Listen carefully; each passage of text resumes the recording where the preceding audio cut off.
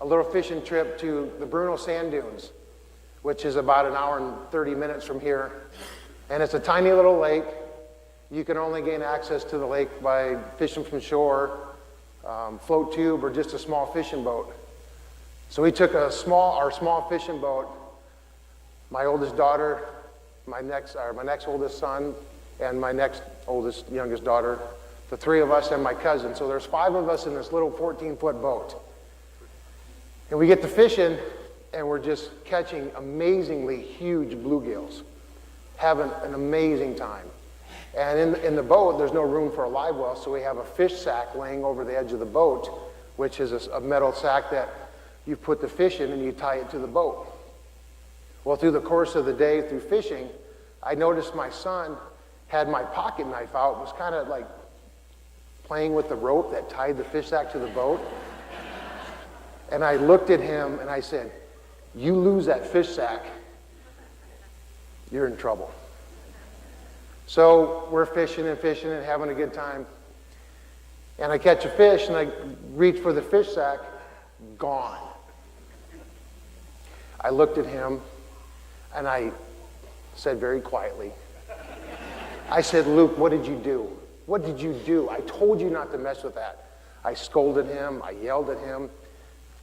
He was melting. He was so upset. Didn't even have a chance to even defend himself because I was so angry. So we switched gear. I marked the spot where the fish sack was. We started dragging the bottom. And I told Peter, I told Luke, I said, "You better start praying to St. Peter right now that we catch some more fish." And on top of that, he said, "Dad," he said, "who's that saint you pray to when you try to find something that you lose?" I said, "St. Anthony, you better pray for him right now too." So lo and behold, my cousin hooks the fish sack and we get it up to the boat. And I looked at the piece of rope. It wasn't cut. The knot came undone. And I'm the one who tied the knot. So I told Luke, I literally teared up. I said, "I am so sorry. Would you forgive me?" And he did. So the rest of the time we had a great time, and just humility comes out in strange ways. So, but with today's gospel, you have Peter. And I always try to picture what Peter was like as a fisherman. I've been to the coast several times with my wife's grandpa, and I know what commercial fishermen are like. And I try to I often wonder, is that what Peter was like in his group of fishermen buddies? And for him to be so evangelized with the appearance of Christ, and for him to say those words, "You are the Son of the living God," what an amazing shift of responsibility.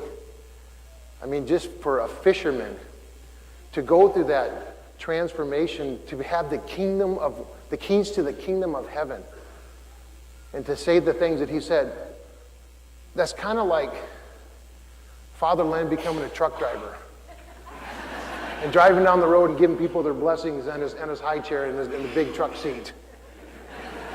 Huge change, a shift of responsibility.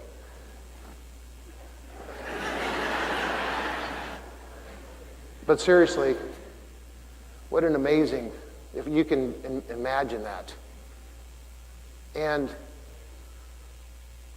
if we ask ourselves, if we can picture Jesus asking us individually, who do you say that I am? What would you say? Do you know him enough? Do you have strong enough faith? Do you have a good enough relationship with him to say that you are the Son of the living God? And if you're willing to say that, what kind of responsibility or changes are you going to have in your life? Are you going to be part of an evangelization team? You're going to be part of Rachel's Vineyard retreat? Are you going to lead some ministry in the church? be a priest or a deacon's right-hand person, take on some responsibility at the school. If you can answer that question to Jesus, you are the Son of the living God, your life will be transformed in such an amazing way, like mine has. So as we celebrate our most blessed, sacred sacrament of communion, as we approach the altar, whether it's a blessing or receiving communion, ask that question, what would you say? Would you respond to, you are the Son of the living God?